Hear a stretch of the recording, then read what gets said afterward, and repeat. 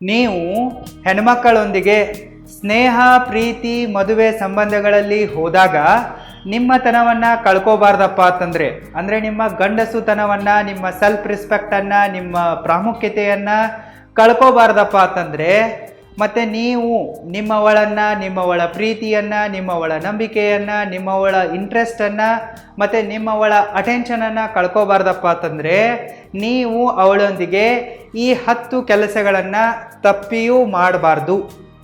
ನೀವೇನಾದರೂ ಹೆಣ್ಮಕ್ಕಳೊಂದಿಗೆ ಈ 10 ಕೆಲಸಗಳನ್ನು ಮಾಡ್ತಾ ಇದ್ದರೆ ನೀವು ಎಲ್ಲವನ್ನ ಕೂಡ ಕಳ್ಕೊತೀರ.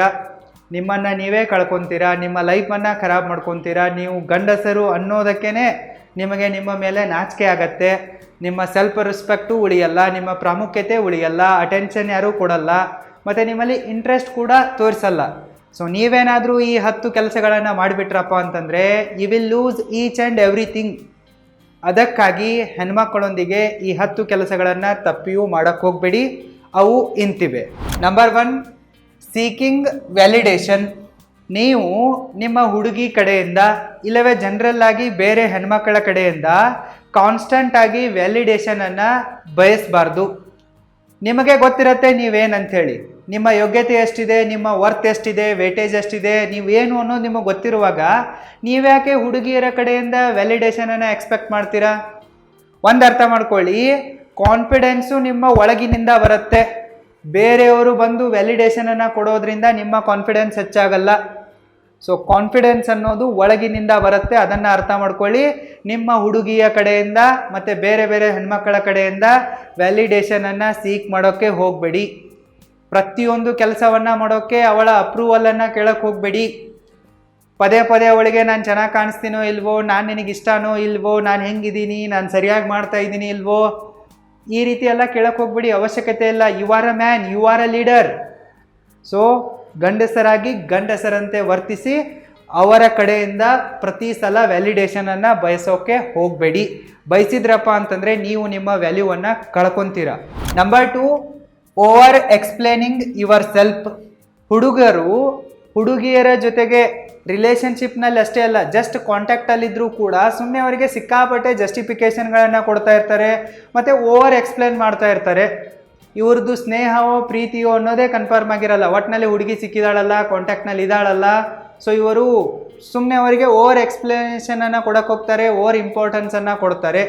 ಸೊ ಈ ರೀತಿ ನೀವು ಅವಳಿಗೆ ಓವರ್ ಎಕ್ಸ್ಪ್ಲೇನನ್ನು ಮಾಡ್ತಾ ಇದ್ದರೆ, ಪ್ರತಿಯೊಂದಕ್ಕೂ ಜಸ್ಟಿಫಿಕೇಷನ್ಗಳನ್ನು, ಕ್ಲಾರಿಫಿಕೇಷನ್ಗಳನ್ನು ಕೊಡ್ತಾ ಇದ್ದರೆ, ಸೊ ನೀವು ನಿಮ್ಮತನವನ್ನು ಕಳ್ಕೊತೀರ. ಈ ರೀತಿ ಮಾಡೋಕ್ಕೆ ಹೋಗಬೇಡಿ. ಉದಾಹರಣೆಗಾಗಿ ನೀವು ಆಫೀಸ್ನಲ್ಲಿ ಕೆಲಸ ಮಾಡ್ತಾ ಇರ್ತೀರ, ಅವಳೇನೋ ಒಂದು ಮೆಸೇಜ್ ಹಾಕಿರ್ತಾಳೆ, ನಿಮಗೆ ರಿಪ್ಲೈ ಮಾಡೋಕ್ಕಾಗಿರಲ್ಲ ಅಥವಾ ನೀವು ನೋಡಿರಲ್ಲ. ಸೊ ಸಂಜೆ ನೀವು ಯಾವಾಗ ನೋಡ್ತಿರಲ್ಲ ಅವಳಿಗೆ ರಿಪ್ಲೈ ಮಾಡ್ತೀರಾ. ಆವಾಗ ಅವಳು ಕೇಳೋಕ್ಕೆ ಸ್ಟಾರ್ಟ್ ಮಾಡ್ತಾಳೆ, ಯಾಕೆ ನೀನು ಈಗ ತಡವಾಗಿ ರಿಪ್ಲೈ ಮಾಡ್ತಾ ಇದೀಯ ಅಂತೇಳಿ. ಆವಾಗ ಅವಳಿಗೆ ಎಕ್ಸ್ಪ್ಲೇನ್ ಮಾಡೋ ಅವಶ್ಯಕತೆ ಇಲ್ಲ. ನಾನು ಕೆಲಸದಲ್ಲಿ ಬ್ಯುಸಿ ಇದ್ದೆ, ಈಗ ಫ್ರೀ ಆಗಿರುವೆ, ಅದಕ್ಕಾಗಿಯೇ ರಿಪ್ಲೈ ಮಾಡ್ತಾ ಇರುವೆ. ಸೊ ಅವಳದ್ದು ಯಾವತ್ತೋ ಕಾಲ್ ಬಂದೋಗಿದೆ ಅಂತ ಅಂದ್ಕೊಳ್ಳಿ, ನೀವು ಯಾವಾಗ ಫ್ರೀ ಆಗ್ತಿರಲ್ಲ ಆವಾಗ ಅವಳಿಗೆ ಕಾಲ್ ಮಾಡಿ. ಸೊ ಎಲ್ಲದಕ್ಕೂ ಕೂಡ ಸಮಜಾಯಿಸಿ ಕೊಡೋ ಅವಶ್ಯಕತೆ ಇಲ್ಲ, ಓವರ್ ಎಕ್ಸ್ಪ್ಲೇನ್ ಮಾಡಬೇಕಾದ ಅವಶ್ಯಕತೆ ಇಲ್ಲ. ಇದನ್ನು ಅರ್ಥ ಮಾಡ್ಕೊಳ್ಳಿ. Number 3, being two available. ಹುಡುಗರಿಗೆ ಏನು ಅನಿಸ್ತಾ ಇರತ್ತಪ್ಪ ಅಂತಂದರೆ, ನಾವು ಹುಡುಗಿಯರಿಗೆ ಜಾಸ್ತಿ ಅವೈಲೇಬಲ್ ಆದರೆ ಅವ್ರು ಕರೆಯೋದಕ್ಕಿಂತ ಮುಂಚೆನೇ ಅವ್ರ ಮುಂದೆ ಈ ರೀತಿ ಕೈ ಕಟ್ಕೊಂಡು ನಿಂತ್ಕೊಂಡ್ಬಿಟ್ರೆ, ಅವರ ಎಲ್ಲ ಕೆಲಸಗಳನ್ನು ಮಾಡಿದರೆ, ಡ್ರೈವರು ನಾವೇ, ಕೂಲಿನೂ ನಾವೇ, ಅವಳ ಮನೆಯಲ್ಲಿ ಸಿಲಿಂಡರ್ ಎತ್ತೋಕ್ಕೂ ನಾವೇ, ಅಡುಗೆ ಮಾಡೋಕ್ಕೆ ಪಾತ್ರೆ ಉಜ್ಜೋಕ್ಕೂ ನಾವೇ, ಈ ರೀತಿ ಎಲ್ಲ ಅವಳ ಕೆಲಸಗಳನ್ನು ಮಾಡಿಕೊಟ್ರೆ ಅವಳು ನನ್ನ ಮೇಲೆ ಫಿದಾ ಆಗ್ತಾಳೆ, ನನಗೆ ಜಾಸ್ತಿ ರೆಸ್ಪೆಕ್ಟ್ ಕೊಡ್ತಾಳೆ, ಇಂಪಾರ್ಟೆನ್ಸ್ ಕೊಡ್ತಾಳೆ, ಕ್ಲೋಸ್ ಆಗ್ತಾಳೆ ಅಂತ ಹೇಳಿ ನೀವು ಅನ್ಕೊತಾ ಇದ್ದರೆ ಇದು ನಿಮ್ಮ ಮುಟ್ಟಾಳತನವಾಗಿದೆ. ನೀವು ಬರೀ ಹುಡುಗಿಯರಿಗಷ್ಟೇ ಅಲ್ಲ, ನೀವು ಯಾರಿಗೇ ಕೂಡ ಅವಶ್ಯಕತೆಗಿಂತ ಜಾಸ್ತಿ ಅವೈಲೇಬಲ್ ಆದ್ರಿಯಪ್ಪ ಅಂತಂದರೆ ಅವರು ನಿಮ್ಮನ್ನು ಗ್ರ್ಯಾಂಟೆಡ್ ಆಗಿ ತೆಗೆದುಕೊಳ್ತಾರೆ, ನಿಮ್ಮನ್ನು ಮಿಸ್ಯೂಸ್ ಮಾಡ್ತಾರೆ, ನಿಮ್ಮ ಫೀಲಿಂಗ್ಸ್ಗಳ ಜೊತೆಗೆ ಆಟ ಆಡ್ತಾರೆ. ನೀವಲ್ಲಿ ನಿಮ್ಮ ಇಂಪಾರ್ಟೆನ್ಸನ್ನು ಕಳ್ಕೊತೀರಾ, ನೀವಲ್ಲಿ ಸಿಂಪ್ ಆಗ್ತೀರಾ ಅವಳ ದೃಷ್ಟಿಯಲ್ಲಿ. ಅದಕ್ಕಾಗಿ ಅವಶ್ಯಕತೆಗಿಂತ ಜಾಸ್ತಿ ಅವಳಿಗೆ ಅಟೆನ್ಷನ್ ಕೊಡೋದು, ಅವೈಲೇಬಲ್ ಆಗೋದು, ಈ ಮುಟ್ಟಾಳತನಗಳನ್ನು ಮಾಡೋಕ್ಕೆ ಹೋಗಬೇಡಿ. Number 4, ignoring purpose of your life. ಯಾವಾಗ ಹುಡುಗರಿಗೆ ಯಾವುದಾದ್ರೂ ಓರ್ವ ಹುಡುಗಿ ನಂಬರ್ ಕೊಡ್ತಾಳೋ, ಪರಿಚಯಿಸ್ತಾಳಂತೆ ಮಾತಾಡ್ತಾಳೋ, ರಿಲೇಷನ್ಶಿಪ್ಪಲ್ಲಿ ಬರ್ತಾಳೋ, ಫ್ರೆಂಡ್ಶಿಪ್ಪಲ್ಲಿ ಬರ್ತಾಳೋ, ಆವಾಗ ಹುಡುಗರು ತಮ್ಮನ್ನು ಮತ್ತು ತಮ್ಮ ಕೆಲಸವನ್ನು ಗೋಲ್ಸ್ಗಳನ್ನು ಮರೆತು ಬಿಡ್ತಾರೆ, ಎಲ್ಲವನ್ನ ಕೂಡ ಇಗ್ನೋರ್ ಮಾಡಿ ಅವಳ ಹಿಂದೆನೇ ನಾಯಿ ಥರ ಅಲಿಯೋಕೆ ಸ್ಟಾರ್ಟ್ ಮಾಡ್ತಾರೆ ಮತ್ತು ಅವಳ ಬಗ್ಗೆನೇ 24/7 ಯೋಚನೆ ಮಾಡ್ತಾರೆ. ಒಂದು ಅರ್ಥ ಮಾಡ್ಕೊಳ್ಳಿ, ಹುಡುಗಿಯರು ತಮ್ಮ ಎಲ್ಲ ಕೆಲಸ ಕಾರ್ಯಗಳನ್ನು ಸ್ಟಡಿಗಳನ್ನು ಕಂಪ್ಲೀಟ್ ಮಾಡಿ ಫ್ರೀ ಆಗಿದ್ದಾಗ ನಿಮ್ಮೊಂದಿಗೆ ಮಾತಾಡ್ತಾರೆ, ನಿಮ್ಮೊಂದಿಗೆ ಚಾಟ್ ಮಾಡ್ತಾರೆ. ಆದರೆ ಹುಡುಗರಿದಾರಲ್ಲ, ತಮ್ಮ ಎಲ್ಲ ಕೆಲಸ ಕಾರ್ಯಗಳನ್ನು ಬಿಟ್ಟು, ಸ್ಟಡಿ ಬಿಟ್ಟು, ಕೆಲಸ ಬಿಟ್ಟು, ಹುಡುಗಿಯರ ಮೆಸೇಜ್ ಬಂತಪ್ಪ ಅಂತಂದರೆ ರಿಪ್ಲೈ ಮಾಡ್ತಾರೆ, ಬಂತಪ್ಪ ಅಂತಂದರೆ ರಿಸೀವ್ ಮಾಡ್ತಾರೆ, ಕೆಲಸ ಕಾರ್ಯಗಳನ್ನೆಲ್ಲ ಮರೆತು ಬಿಡ್ತಾರೆ. ಸೊ ಈ ರೀತಿ ಮಾಡೋಕ್ಕೆ ಹೋಗಬೇಡಿ. ಯಾವ ಪುರುಷ ತನಗೆ ತಾನೇ ರೆಸ್ಪೆಕ್ಟನ್ನು ಕೊಡಲ್ವೋ, ತನ್ನ ಕೆಲಸಕ್ಕೆ ರೆಸ್ಪೆಕ್ಟನ್ನು ಕೊಡಲ್ವೋ ಅಂತಹ ಪುರುಷನನ್ನು ಮಹಿಳೆಯರು ಜಾಸ್ತಿ ದಿನ ಇಷ್ಟಪಡಲ್ಲ, ಅವರಿಗೆ ಜಾಸ್ತಿ ರೆಸ್ಪೆಕ್ಟ್ ಕೊಡಲ್ಲ. ಅದಕ್ಕಾಗಿ ಹುಡುಗಿಯರಿಗೋಸ್ಕರ ನಿಮ್ಮ ಸ್ಟಡೀಸನ್ನು ಬಿಡೋಕ್ಕೆ ಹೋಗಬೇಡಿ, ನಿಮ್ಮ ಕೆಲಸ ಕಾರ್ಯಗಳನ್ನು ಬಿಡಬೇಡಿ, ನಿಮ್ಮ ಗೋಲ್ಸ್ಗಳನ್ನು ಇಗ್ನೋರ್ ಮಾಡಬೇಡಿ. ಫಸ್ಟ್ ನಿಮಗೆ ಪ್ರಯಾರಿಟಿಯನ್ನು ಕೊಡಿ, ಸೆಕೆಂಡ್ ನಿಮ್ಮ ಗೋಲ್ಸ್ಗಳಿಗೆ, ಕೆಲಸ ಕಾರ್ಯಗಳಿಗೆ, ಸ್ಟಡಿಗಳಿಗೆ ಪ್ರಯಾರಿಟಿಯನ್ನು ಕೊಡಿ, ಅದಾದ ನಂತರ ನಿಮ್ಮ ಹುಡುಗಿಗೆ ಪ್ರಯಾರಿಟಿಯನ್ನು ಕೊಡಿ.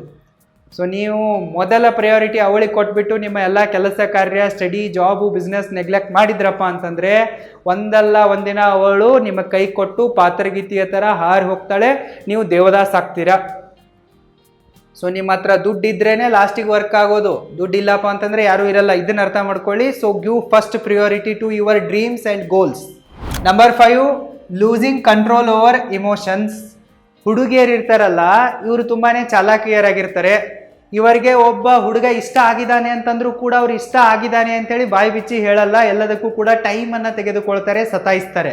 ಆದರೆ ನಾವು ಹುಡುಗರು ಹಂಗಲ್ಲ, ನಮಗೆ ಈ ಎಮೋಷನ್ಸ್ಗಳನ್ನು ಕಂಟ್ರೋಲ್ ಮಾಡೋಕ್ಕೆ ಬರಲ್ಲ, ಮೈಂಡ್ ಗೇಮ್ಸ್ಗಳನ್ನು ಸರಿಯಾಗಿ ಆಡೋಕ್ಕೆ ಬರಲ್ಲ. ನಮಗೆ ಯಾವುದಾದ್ರೂ ಓರ್ವ ಹುಡುಗಿ ಇಷ್ಟ ಆಗಿದ್ದಾಳೆ ಅಂತ ಅಂದ್ಕೊಳ್ಳಿ, ನಾವು ಡೆಸ್ಪಿರೇಟ್ ಆಗಿಬಿಡ್ತೀವಿ, ನಮಗೆ ರಾತ್ರಿ ನಿದ್ದೆ ಹತ್ತಲ್ಲ, ಕನಸಲ್ಲೂ ಅವಳೇ ಬರ್ತಾಳೆ, ಕುಂತರು ನಿಂತರು ಅವಳೇ ಕಾಣಿಸ್ತಾಳೆ ಅಂತ ಹೇಳಿಬಿಟ್ಟು ನಾವು ವೇಟ್ ಮಾಡದೆ ಅವಳಿಗೆ ನಮ್ಮ ಎಮೋಷನ್ಸ್ಗಳನ್ನು, ಫೀಲಿಂಗ್ಸ್ಗಳನ್ನು ಹೇಳ್ತೀವಿ, ನಮ್ಮ ಪ್ರೀತಿಯನ್ನು ಎಕ್ಸ್ಪ್ರೆಸ್ ಮಾಡ್ತೀವಿ. ಅವಳು ನಮ್ಮ ಮೇಲೆ ಡೌಟ್ ಬಿದ್ದು ಜಾಡಿಸೋದು ಹೋಗಿಬಿಡ್ತಾಳೆ ಅಂತಂದರೆ ಅವಳು ನಮ್ಮ ಪ್ರೀತಿಯನ್ನು ನಿರಾಕರಣೆ ಮಾಡ್ತಾಳೆ. ಸೊ ಈ ರೀತಿ ಮಾಡೋಕ್ಕೆ ಹೋಗಬೇಡಿ, ಡೆಸ್ಪರೇಟ್ ಆಗೋಕ್ಕೆ ಹೋಗಬೇಡಿ, ಅಬ್ಸೆಸ್ಡ್ ಆಗೋಕ್ಕೆ ಹೋಗಬೇಡಿ. ನಿಮಗೆ ಯಾವುದಾದ್ರೂ ಓರ್ವ ಹುಡುಗಿ ಇಷ್ಟ ಆಗಿದ್ದಾಳಪ್ಪ ಅಂತಂದರೆ ಬೇಗನೆ ಅವಳಿಗೆ ನಿಮ್ಮ ಫೀಲಿಂಗ್ಸ್ಗಳನ್ನು ಹೇಳಬೇಡಿ. ಸ್ವಲ್ಪ ಕಾಯಿರಿ, ಒಂದು 6 ತಿಂಗಳು, ವರ್ಷ ಟೈಮ್ ಕೊಡಿ. ಅವಳೇನು ಒಮ್ಮೆಲೆ ಮುದುಕಿ ಆಗಲ್ಲ, ಒಮ್ಮೆಲೆ ಏನು ಓಡೋಗಲ್ಲ. ಸ್ವಲ್ಪ ವೇಟ್ ಮಾಡಿ, ಟೈಮ್ ತೆಗೆದುಕೊಳ್ಳಿ, ನಿಮ್ಮ ರಿಲೇಷನ್ಶಿಪ್ಗೆ ಟೈಮ್ ಕೊಡಿ, ಅವಳ ಬಗ್ಗೆ ಜಾಸ್ತಿ ತಿಳ್ಕೊಳ್ಳಿ, ಅವಳಿಗೂ ಕೂಡ ನಿಮ್ಮ ಬಗ್ಗೆ ಏನಾದರೂ ಗೊತ್ತಾಗತ್ತೆ. ಸ್ವಲ್ಪ ಟೈಮ್ ಕೊಡಿ, ಸ್ವಲ್ಪ ಮೆಚೂರ್ ಆಗಿ ನಿಮ್ಮ ಎಮೋಷನ್ಸ್ಗಳನ್ನು ಕಂಟ್ರೋಲ್ ಮಾಡಿ. ಬೇಗನೆ ಹಳ್ಳಕ್ಕೆ ಬೀಳಬೇಡಿ, ಅರ್ಜೆನ್ಸಿ ಮಾಡಬೇಡಿ. ಒಂದು ವೇಳೆ ನಿಮಗೇನಾದರೂ ನಿಮ್ಮದೇ ಆದ ಒಂದು ಸ್ವಂತ ಯೂಟ್ಯೂಬ್ ಚಾನಲನ್ನು ಕ್ರಿಯೇಟ್ ಮಾಡಿಬಿಟ್ಟು ಅದನ್ನು ಮ್ಯಾನೇಜ್ ಮಾಡಿ, ಮೊನಿಟೈಸ್ ಮಾಡಿ ದುಡ್ಡನ್ನು ಗಳಿಸುವ ಆಸೆ ಇದ್ದರೆ ಈಗಲೇ ಈ ವಿಡಿಯೋದ ಡಿಸ್ಕ್ರಿಪ್ಷನ್ ಬಾಕ್ಸಲ್ಲಿ ಕೊಟ್ಟಿರುವ ಲಿಂಕ್ ಮೇಲೆ ಕ್ಲಿಕ್ ಮಾಡಿ ಮತ್ತು ನಮ್ಮ ಯೂಟ್ಯೂಬ್ ಕ್ರಿಯೇಟರ್ ಕೋರ್ಸಿಗೆ ಜಾಯ್ನ್ ಆಗಿ. Number 6, complaining are playing victim cards. ಮಾತಿಗೆ ಬೇರೆಯವರನ್ನು ನಿಂದಿಸೋದು, ಬೇರೆಯವರ ಬಗ್ಗೆ ಕಂಪ್ಲೇಂಟ್ ಮಾಡೋದು, ಇಲ್ಲವೇ ವಿಕ್ಟಿಮ್ ಕಾರ್ಡ್ ಆಡೋದು, ಇದು ಅಸಲಿ ಪುರುಷರ ಕ್ಯಾರೆಕ್ಟರ್ಗೆ ಸರಿ ಹೊಂದಲ್ಲ. ಯಾವ ಪುರುಷ ಈ ರೀತಿ ಬೇರೆಯವರನ್ನ ಕಂಪ್ಲೇಂಟ್ ಮಾಡ್ತಾ ಇರ್ತಾನೋ, ಬ್ಲೇಮ್ ಮಾಡ್ತಾ ಇರ್ತಾನೋ, ಇಲ್ಲವೇ ಅಳ್ತಾ ಇರ್ತಾನೋ, ಇಂತಹ ಅಳಬೂರ್ಕರನ್ನು ಯಾವುದೇ ಹುಡುಗಿ ಇಷ್ಟಪಡಲ್ಲ. ಅದಕ್ಕಾಗಿ ಈ ಸಿಲ್ಲಿತನವನ್ನು ಪ್ರದರ್ಶನ ಮಾಡೋಕ್ಕೆ ಹೋಗ್ಬಿಡಿ. ನೀವು ಗಂಡಸರಾಗಿದ್ದೀರಿ ಅಂತಂದರೆ ಗಂಡಸರ ಥರ ಬಿಹೇವ್ ಮಾಡಿ. ನಿಮ್ಮ ಜೀವನದಲ್ಲಿ ಎಷ್ಟೇ ಕಷ್ಟಗಳಿರಲಿ, ಏನೇ ಜವಾಬ್ದಾರಿಗಳಿರಲಿ, ಅವೆಲ್ಲವನ್ನು ನಿಮ್ಮ ಹೆಗಲ ಮೇಲೆ ಹೆಮ್ಮೆಯಿಂದ ಹೊತ್ತುಕೊಳ್ಳಿ. ಜವಾಬ್ದಾರಿಗಳಿಂದ ದೂರ ಓಡೋಕ್ಕೆ ಹೋಗ್ಬಿಡಿ, ಬೇರೆಯವರನ್ನ ನಿಂದಿಸೋಕೆ ಹೋಗ್ಬಿಡಿ, ಎಲ್ಲವನ್ನ ನನ್ನ ಕೆಲಸ ಅಂತೇಳಿ ಒಪ್ಕೊಳ್ಳಿ. ಸೊ ಈ ರೀತಿ ನೀವು ಜವಾಬ್ದಾರಿಗಳನ್ನು ತೆಗೆದುಕೊಂಡು ಸಮಾಜದಲ್ಲಿ ಸ್ವಲ್ಪ ಅಡಾಪ್ಷನ್ಗಳನ್ನು ಮಾಡಿಕೊಂಡು ಬದುಕಕ್ಕೆ ಸ್ಟಾರ್ಟ್ ಮಾಡಿದರೆ, ರೆಸ್ಪಾನ್ಸಿಬಲ್ ವ್ಯಕ್ತಿ ಆದರೆ ಎಲ್ಲ ಹುಡುಗಿಯರು ನಿಮಗೆ ರೆಸ್ಪೆಕ್ಟ್ ಕೊಡ್ತಾರೆ, ಲವ್ ಮಾಡ್ತಾರೆ. ಆದರೆ ನೀವು ಅಳಬುರ್ಕರ ಥರ ಬಿಹೇವ್ ಮಾಡೋಕ್ಕೆ ಸ್ಟಾರ್ಟ್ ಮಾಡಿದರೆ, ರಣಹೇಡಿಗಳಂತೆ ವರ್ತಿಸೋಕೆ ಶುರು ಮಾಡಿದರೆ ಯಾವಳು ನಿಮ್ಮನ್ನು ಇಷ್ಟಪಡಲ್ಲ, ಹತ್ರ ಸೇರಿಸಲ್ಲ. Number 7, getting manipulated by her beauty. ಗಂಡ್ಮಕ್ಕಳ ಅತಿ ದೊಡ್ಡ ವೀಕ್ನೆಸ್ ಏನಪ್ಪ ಅಂತಂದರೆ ಹೆಣ್ಮಕ್ಕಳ ಸೌಂದರ್ಯ. ಹೌದು, ಹೆಣ್ಮಕ್ಕಳ ಸೌಂದರ್ಯ, ಅವರ ನಯ ನಾಜೂಕುತನ, ಅವರಲ್ಲಿರುವ ನಾಚಿಕೆತನ ಮತ್ತು ಅವರ ಮಾತುಗಳು, ಅವರ ಕಣ್ಣೋಟ, ಇವೆಲ್ಲವೂ ಕೂಡ ಗಂಡ್ಮಕ್ಕಳ ದೊಡ್ಡ ವೀಕ್ನೆಸ್ ಆಗಿವೆ. ಆಲ್ಮೋಸ್ಟ್ ಆಲ್ ಗಂಡ್ಮಕ್ಕಳು ಹೆಣ್ಮಕ್ಕಳ ಬ್ಯೂಟಿಯನ್ನು ನೋಡಿ ಜಲ್ ಸುರಿಸಿ ಸೋತ್ ಬಿಡ್ತಾರೆ. ನೀವು ಈ ರೀತಿ ಬೇಗನೆ ಸೋಲಕ್ಕೆ ಹೋಗ್ಬೇಡಿ. ಅವಳ ಎಕ್ಸ್ಟರ್ನಲ್ ಬ್ಯೂಟಿಯನ್ನು ನೋಡಿಬಿಟ್ಟು ಬೀಳಕ್ಕೆ ಹೋಗಬೇಡಿ.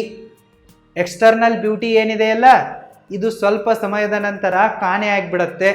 ಲೈಫ್ ಲಾಂಗ್ ಕೊನೆಯ ತನಕ ಅವರ ಕ್ಯಾರೆಕ್ಟರ್ ಉಳಿಯುತ್ತೆ. ಅದಕ್ಕಾಗಿ ಹುಡುಗಿಯರ ಲುಕ್ಸ್ ಮೇಲೆ ಜಾಸ್ತಿ ಫೋಕಸ್ ಮಾಡಬೇಡಿ, ಅವರ ಕ್ಯಾರೆಕ್ಟರ್ಗಳ ಮೇಲೆ ಮತ್ತು ಅವರ ಸ್ಟ್ಯಾಂಡರ್ಡ್ಸ್ಗಳ ಮೇಲೆ, ಅವರ ಮೈಂಡ್ಸೆಟ್ನ ಮೇಲೆ ಸ್ವಲ್ಪ ಫೋಕಸ್ ಮಾಡಿ.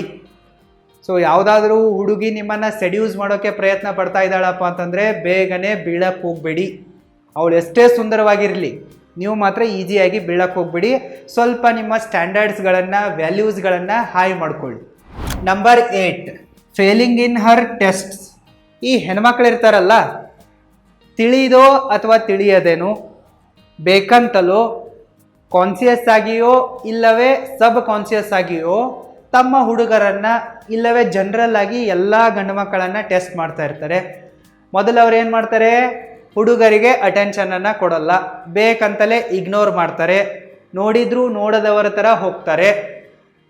ಮತ್ತು ನಿಮ್ಮ ಕಾಲ್ಸ್ಗಳಿಗೆ, ಮೆಸೇಜ್ಗಳಿಗೆ ಸರಿಯಾಗಿ ರಿಪ್ಲೈ ಮಾಡಲ್ಲ, ನೋಡಿದ್ರೂ ಕೂಡ ಲೇಟಾಗಿ ರಿಪ್ಲೈ ಮಾಡ್ತಾರೆ. ಯಾಕೆ ಈ ರೀತಿ ಮಾಡ್ತಾ ಇರ್ತಾರಪ್ಪ ಅಂತಂದರೆ ಅವರು ನಿಮ್ಮೊಂದಿಗೆ ಮೈಂಡ್ ಗೇಮ್ಗಳನ್ನು ಆಡ್ತಾ ಇರ್ತಾರೆ ಮತ್ತು ನಿಮ್ಮನ್ನು ತಿಳಿದೋ ತಿಳಿಯದೇನೋ, ಕಾನ್ಸಿಯಸ್ ಆಗಿನೋ ಅನ್ಕಾನ್ಸಿಯಸ್ ಆಗಿನೋ ಟೆಸ್ಟ್ ಮಾಡ್ತಾ ಇರ್ತಾರೆ. ಸೊ ನೀವು ಅವರ ಈ ಮೈಂಡ್ ಗೇಮ್ಗಳಲ್ಲಿ, ಟೆಸ್ಟ್ಗಳಲ್ಲಿ ಫೇಲ್ ಆದ್ರಪ್ಪ ಅಂತಂದರೆ ಆ ಹುಡುಗಿ ನಿಮಗೆ ಸಿಕ್ಕರೂ ಕೂಡ ಅವಳು ನಿಮಗೆ ರೆಸ್ಪೆಕ್ಟ್ ಕೊಡಲ್ಲ. ಅವಳ ದೃಷ್ಟಿಯಲ್ಲಿ ನೀವೊಬ್ಬ ಆರ್ಡಿನರಿ ಮ್ಯಾನ್ ಆಗಿರ್ತೀರ, ಚಿಲ್ಲರೆ ವ್ಯಕ್ತಿಯಾಗಿರ್ತೀರ. ಅದಕ್ಕಾಗಿ ನೀವು ಅವಳ ಟೆಸ್ಟ್ಗಳಲ್ಲಿ ಫೇಲ್ ಆಗಬಾರ್ದು. ನೀವು ಅವಳ ಮೈಂಡ್ ಗೇಮ್ಗಳಲ್ಲಿ, ನೀವು ಅವಳ ಇಗ್ನೋರೆನ್ಸ್ ಗೇಮ್ಗಳಲ್ಲಿ, ನೀವು ಅವಳ ಅಟೆನ್ಷನ್ ಗೇಮ್ಗಳಲ್ಲಿ ಫೇಲ್ ಆಗಲಿಲ್ಲಪ್ಪ ಅಂತಂದರೆ ಅವಳು ಲಾಸ್ಟಿಗೆ ನಿಮ್ಮ ಮೇಲೆ ಸೆಡಕ್ಟಿವ್ ಗೇಮ್ಗಳನ್ನು ಅಪ್ಲೈ ಮಾಡ್ತಾಳೆ. ಅವಳ ಅಂದ ಚಂದ, ಕ್ಲಿವೇಜು, ಬೂಬ್ಸು, ಸೊಂಟ ಇವುಗಳನ್ನೆಲ್ಲ ತೋರಿಸಿ ನಿಮ್ಮನ್ನು ಟೆಸ್ಟ್ ಮಾಡೋಕ್ಕೆ ಹೋಗ್ತಾಳೆ, ಇಲ್ಲವೇ ಬೀಳಿಸೋಕ್ಕೆ ಹೋಗ್ತಾಳೆ. ಅದರಲ್ಲೂ ಕೂಡ ನೀವು ಬೀಳಬಾರ್ದು. ನೀವು ನಿಮ್ಮನ್ನು ಓರ್ವ ಹೈ ವ್ಯಾಲ್ಯೂ ಮ್ಯಾನ್ ಅಂತೇಳಿ ಪ್ರೂವ್ ಮಾಡ್ಕೋಬೇಕು. ಅವಳ ಟೆಸ್ಟ್ಗಳಲ್ಲಿ ನೀವು ಯಾವುದೇ ಕಾರಣಕ್ಕೂ ಫೇಲ್ ಆಗಬಾರ್ದು, ಪಾಸ್ ಆಗಿಯೇ ತೋರಿಸಬೇಕು. Number 9, never chase woman. ನೀವು ಹೆಣ್ಮಕ್ಕಳನ್ನು ಹಿಂಬಾಲಿಸೋಕೆ ಹೋಗಬಾರ್ದು. ಅವರ ಹಿಂದೆ ಪ್ರೀತಿ, ಪ್ರೇಮ, ಮದುವೆ ಸಂಬಂಧಗಳ ಭಿಕ್ಷೆ ಬೇಡ್ತಾ ಹೋಗಬಾರ್ದು. ಸೊ ಈ ಸ್ನೇಹ, ಪ್ರೀತಿ, ಸಂಬಂಧ ಇದೆಯಲ್ಲ, ಇವುಗಳನ್ನು ಫೋರ್ಸ್ ಮಾಡಿ ಬಿಡೋದಲ್ಲ. ಇಂಪ್ರೆಸ್ ಮಾಡೋಕ್ಕೆ ಹೋಗೋ ಅವಶ್ಯಕತೆ ಇಲ್ಲ. ನೀವು ನಿಮ್ಮ ಮೇಲೆ ಕೆಲಸ ಮಾಡಿ, ನಿಮ್ಮನ್ನು ನೀವು ಇಂಪ್ರೂವ್ ಮಾಡ್ಕೊಳ್ಳಿ, ನಿಮ್ಮ ಪರ್ಸ್ನಾಲಿಟಿಯನ್ನು ಎನ್ಹ್ಯಾನ್ಸ್ ಮಾಡ್ಕೊಳ್ಳಿ, ಚೆನ್ನಾಗಿ ದುಡ್ಡು ಮಾಡಿ, ಲೈಫಲ್ಲಿ ಒಂದು ಒಳ್ಳೆ ಪೊಸಿಷನ್ಗೆ ಹೋಗಿ, ಮನೆ, ಕಾರು ಎಲ್ಲವನ್ನ ಕೂಡ ತೆಗೆದುಕೊಳ್ಳಿ. ಬರೀ ಹುಡುಗಿಯರ ಹಿಂದೆ ಹೋಗಿಬಿಟ್ರೆ ಇವೇನು ನಿಮ್ಮ ಹತ್ರ ಇಲ್ಲಪ್ಪ ಅಂತಂದರೆ ಯಾರೂ ಬರಲ್ಲ, ಯಾರೂ ಸಿಗಲ್ಲ. ಆದರೆ ನಿಮ್ಮ ಹತ್ರ ಇವೆಲ್ಲ ಇದೆಯಪ್ಪ ಅಂತಂದರೆ, ನೀವು ನಿಮ್ಮ ಲೈಫಲ್ಲಿ ಸ್ಟೇಬಲ್ ಆಗಿದ್ದೀರಾ, ಸಕ್ಸಸ್ಫುಲ್ ಆಗಿದ್ದೀರಪ್ಪ ಅಂತಂದರೆ ಹುಡುಗಿ ಏನು ಅವ್ರ ಅಮ್ಮ ಕೂಡ ಬರ್ತಾಳೆ. ಆ ಹುಡುಗಿಯ ಮನೆಯವರೇ ನಿಮ್ಮ ಮನೆ ತನಕ ಸಂಬಂಧ ತೆಗೆದುಕೊಂಡು ಬರ್ತಾರೆ. ನಮ್ಮ ಮಗಳನ್ನು ಮದುವೆ ಆಗಿ, ನಮ್ಮಲ್ಲಿ ಅವರು ಹುಡುಗಿ ಇದ್ದಾಳೆ, ಕಲ್ತಿದ್ದಾಳೆ, ಸುಂದರವಾಗಿದ್ದಾಳೆ ಅಂತೇಳಿ ಎಲ್ಲ ಆಫರ್ಗಳನ್ನು ಕೊಡೋಕ್ಕೆ ಬರ್ತಾರೆ. ಆದರೆ ನೀವೊಬ್ಬ ಲೂಸರ್ ಆಗಿದ್ದೀರಾ, ಫೇಲ್ಯೂರ್ಡ್ ಮ್ಯಾನ್ ಆಗಿದ್ದೀರಾ ಅಂತಂದರೆ ಯಾರೂ ಬರಲ್ಲ. ನಿಮ್ಮ ಲವರೇ ಬರಲ್ಲ, ನಿಮ್ಮ ಮನೆಯವರೇ ನಿಮಗೆ ರೆಸ್ಪೆಕ್ಟ್ ಕೊಡಲ್ಲ, ನಿಮ್ಮ ತಂದೆ ತಾಯಿಗಳು ಕೂಡ ದಂಡಪಿಂಡ ಹುಟ್ಟಿದೆ ಅಂತ ಹೇಳಿ ಹೀಯಾಳಿಸೋಕೆ ಸ್ಟಾರ್ಟ್ ಮಾಡ್ತಾರೆ. ಅದಕ್ಕಾಗಿ ನೀವು ಹೆಣ್ಮಕ್ಕಳನ್ನು ಫಾಲೋ ಮಾಡೋಕ್ಕೆ ಹೋಗಬೇಡಿ, ಅವರನ್ನು ಚೇಸ್ ಮಾಡಬೇಡಿ. ನಿಮ್ಮ ಮೇಲೆ ನೀವು ಕೆಲಸ ಮಾಡಿ ಸಕ್ಸಸ್ಫುಲ್ ಆಗಿ ಅವರನ್ನು ಅಟ್ರ್ಯಾಕ್ಟ್ ಮಾಡಿ. Number 10 and last, never disrespect or devalue her. ನಿಮಗೆ ಯಾವುದಾದ್ರೂ ಓರ್ವ ಹುಡುಗಿ ಇಷ್ಟ ಆಗಿರ್ತಾಳೆ. ಸೊ ಅವಳು ಸಿಗಲಿ ಅಥವಾ ಬಿಡಲಿ, ನೀವು ಅವಳಿಗೆ ಡಿಸ್ರೆಸ್ಪೆಕ್ಟನ್ನು ಕೊಡಬಾರ್ದು ಮತ್ತು ಅವಳನ್ನೇ ಡಿವ್ಯಾಲ್ಯೂ ಮಾಡೋಕ್ಕೆ ಹೋಗಬಾರ್ದು, ಡಿಫೇಮ್ ಮಾಡೋಕ್ಕೆ ಹೋಗಬಾರ್ದು. ಸಿಗದ ದ್ರಾಕ್ಷಿ ಹುಳಿ ಅನ್ನೋ ಥರ ನೀವು ಬಿಹೇವ್ ಮಾಡಬಾರ್ದು. ಆ ಮೆಂಟ್ಯಾಲಿಟಿ ಹೆಣ್ಮಕ್ಕಳ ವಿಚಾರದಲ್ಲಿ ನಿಮಗೆ ಬರಬಾರ್ದು.